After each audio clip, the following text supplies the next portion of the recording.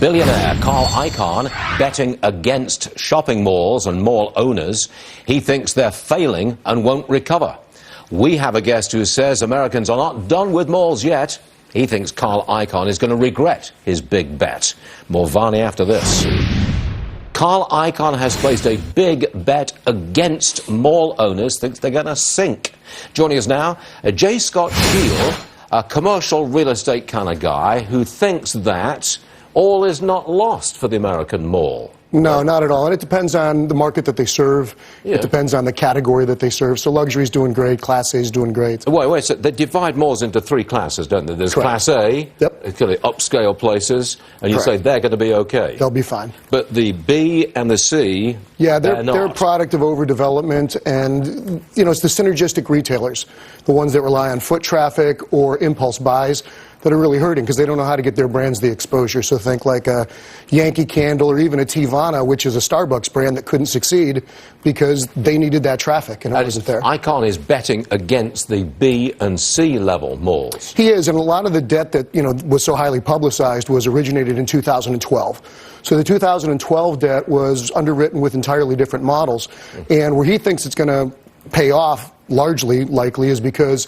they're underwater. They're upside down. They borrowed too much because they were highly valued then, and on the takeout they won't. Now, if they can perform for a couple more years, then they'll service the debt. But are they going to find a new home for it? Probably not. So he could probably win that bet against the B and the C. I think he's got a malls. good shot at winning it, but remember that only represents 3% of the overall mall portfolio in the U.S., so it's not a huge, it's not a huge short.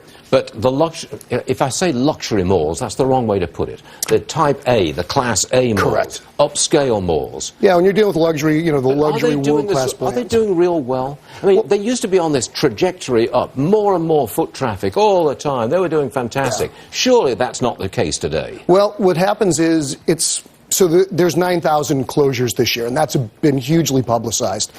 We just came back from a private equity event that we host in Turks and Caicos, 150 people investing all over the place. Retail has largely been undervalued and revalued over the last 5 years, but there's a lot of other categories that haven't. So of the 9,000 closures this year, 3,000 of them are represented by two brands, Payless Shoe Source and Gap. Right? So it's the cheap stuff that's not making it, but the luxury brands, the Louis Vuittons, the Guccis, the Pradas, they're doing great. I can't explain that. Well, I can. It's a good economy, right? We've had growing incomes. We've had low unemployment.